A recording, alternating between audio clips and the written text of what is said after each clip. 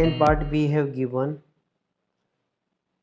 3m minus 14 is equal to 4। यहाँ पर भी हम बाय ट्रायल और एरर मेथड का यूज़ करेंगे, तो यहाँ पे लिख देते हैं by trial and error method.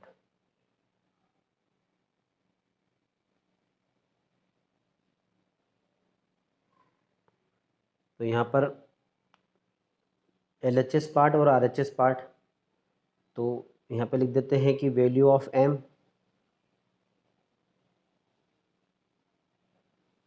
Put करेंगे, इधर LHS पार्ट चलेगा हमारे पास में और इधर RHS, और यहाँ पर लिखेंगे हम इसका सॉल्यूशन।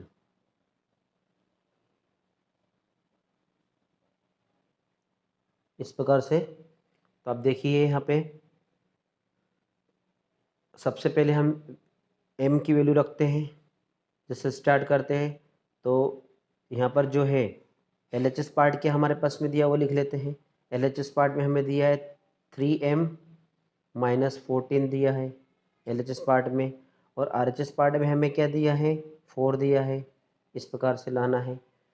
तो m की वैल्यू कितनी रखता हूँ मैं, सपोज़ मैंने चेक कर लेता हूँ। देखो माइनस में ज़्यादा रखूँगा तो माइनस हमें प्लस में लाना है, तो इतना भी ध्यान रखें कि स्टार्ट कहाँ से करें। तो मैं यहाँ से नेगेटिव नहीं लेता हूँ क्योंकि मुझे 4 लाना है, और माइनस में अगर रखता हूँ तो यहाँ माइनस में इधर वैल्यू आएगी तो और बढ़ता जाएगा, इसलिए मैं 0 से स्टार्ट कर देता हूँ यहाँ पे। तो मैं m की वैल्यू कितनी मैंने 0 रखी, तो यहाँ पर ये LHS पार्ट में यहाँ पे रख देता हूँ मैं। तो 3m कम इन 3 और m का मल्टीप्लाई हो रहा है तो मैंने यहाँ 0 रख दिया है माइनस 14। इसको सॉल्व करते हैं तो 3 0 सा 0 हो जाएगा, 0 माइनस 14, तो 0 माइनस 14 मतलब कितना हो जाएगा माइनस 14, ये हो जाएगा यहाँ पर।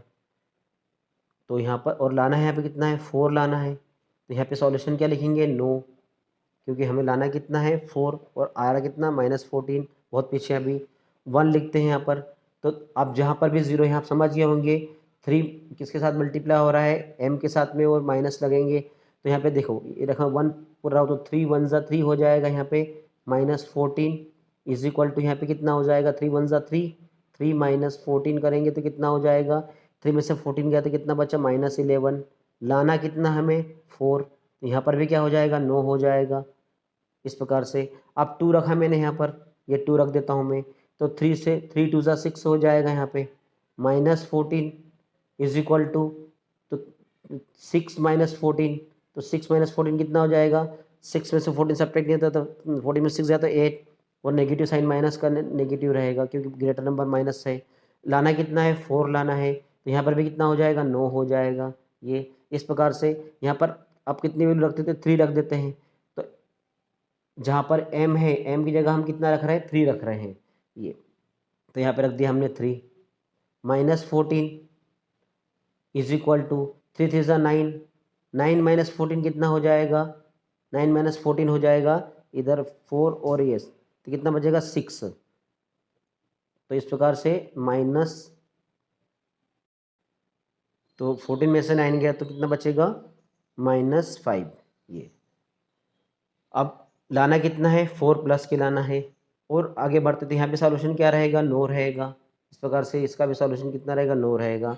अब यहाँ पे लिखते हैं 4 लिख देते हैं, तो यहाँ पे 3 इंटू 4, 3 4 ज़ा 12 माइनस 14 चल रहा है, इधर कितना आ गया 12, 12 माइनस 14 कितना होगा माइनस 2, लाना कितना है 4, आया कितना माइनस 2, यहाँ पर भी नो हो जाएगा।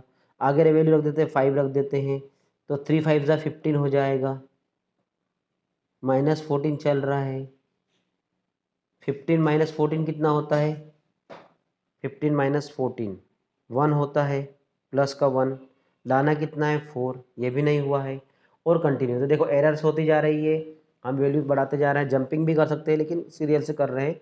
तो यहाँ पर भी लिखेंगे क्या नो, ये भी सॉल्यूशन नहीं है।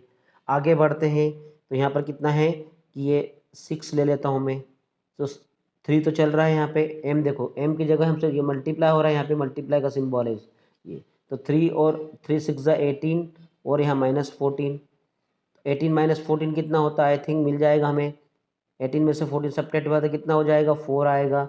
लाना भी कितना था? 4 हमें लाना था, तो यहाँ पे यस हो जाएगा। तो इस प्रकार से क्या लिखेंगे? देयरफॉर यहाँ पे हम लिख देते हैं therefore m is equal to, कितनी m की वैल्यू आई हमारे पास में? 6 is solution of given equation. और गिवन इक्वेशन हमारे पास में क्या है? गिवन इक्वेशन हमारे पास में ये है 3m - 14 इज इक्वल टू 4।